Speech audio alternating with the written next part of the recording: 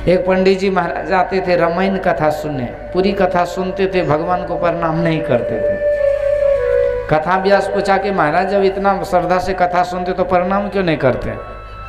तो उन्होंने कहा कि तखन हम ब्राह्मण है, भगवान क्षत्रिय, तब भगवान नीचे हम ऊपर हैं, तो हम भगवान को क्यों प्रणाम करें?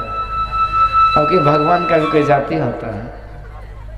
तो इसलिए जाति पाति पूछे नहीं कोई, हरि के भजे सो हरि के होई। जाति वर्ण की व्यवस्था तो है।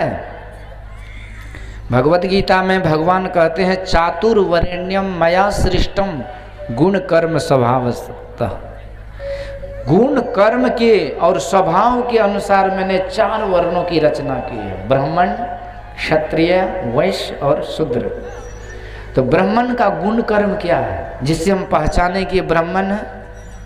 वकील का पहचान कोट से नहीं होता, कोट भी जरूरी है, ये ड्रेस कोड, लेकिन उसकी डिग्री होती है, पढ़ाई होती है, कॉलेजियम सिस्टम है। डॉक्टर की भी पढ़ाई होती है, डिग्री होती है, तब डॉक्टर जाने जाते हैं। उसी तरह पुलिस की भी पढ़ाई होती है, ट्रेनिंग होता है। उसी तरह एक सेवक एक कार्य करता है, स्वयं सेवक है, उसका भी ट्रेनिंग होता है। तो आप यूँ समझ लीजिए कि जितने भी आपको ज्ञान संबंधी बात है ना, ज्ञान उपदेश धार्मिक एक गतिविधि जो है, ये ब्राह्मणों का आरक्षण है। ये ब्राह्मण लोगों का काम है। दया, क्षमा, तितिक्षा, अहिंसा, सत्य, अस्तेय, अपरिग्रह, ये यम नियम, ये सब सारे जो विधि विधान है, पूजा अनुष्ठान, ये सब उसके हाथ में है।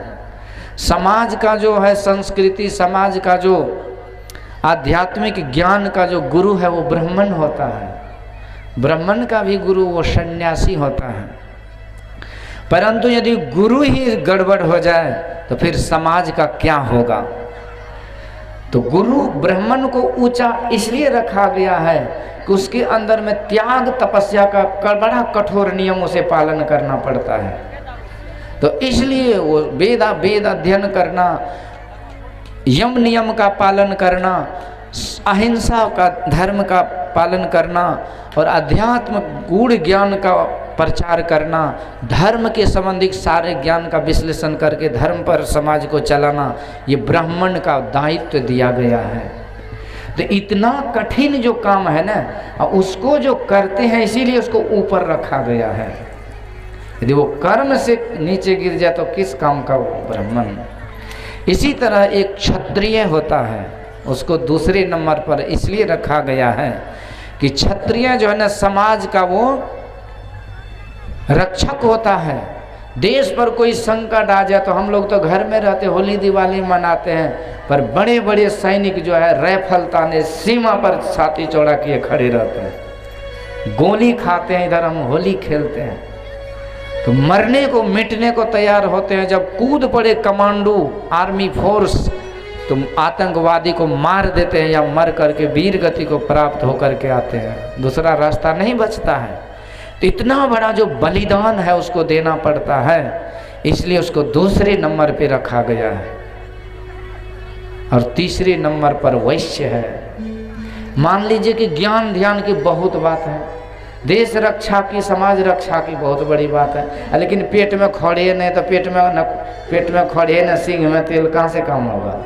पेट पूजा भी जरूरी है ना। तो ये पेट की व्यवस्था यानी खाने पीने, कपड़ा लत्ता, ये सब की व्यवस्था ये वैश्य का दायित्व है। जो बनिया समाज होते हैं वो खाने पीने की सारी व्यवस्था करते हैं। ये तीसरे और चौथे नंबर में शूद्र है। शूद्र शब्द का अर्थ हम लोग बहुत गलत लगा करके घूम रहे हैं कि छुदर है, छुदर है, छुछुंदर है, ये बहुत अज्ञानता है। शूद्र का अर्थ होता है सेवक, और जो कभी सेवक नहीं बना वो कभी स्वामी नहीं बन सकता है। स्वामी बनने के लिए यानी एक ब्राह्मण बनने के लिए उसे आवश्यकता है। अरे गुरु ज्ञान कहाँ से होता है? जब तक कोई शिष्य नहीं होगा तो गुरु कैसे बनेगा? तो जो शिष्य बनता है वही गुरु बनता है। तो ब्राह्मण यदि गुरु है तो वो भी एक दिन सेवक था, सेवक बनेगा तब होगा वो गुरु। बिन गुरु हो ही कि ज्ञान, बिना गुरु का ज्ञान नहीं। तो गुरु कि सेवा करने के बिना, बिना सेवा का, सेवा से सद्गुण है आते, जिससे जीवन सुखमय होता, जिसमें सेवा भाव नहीं साही सुख चैन कहाँ होगा।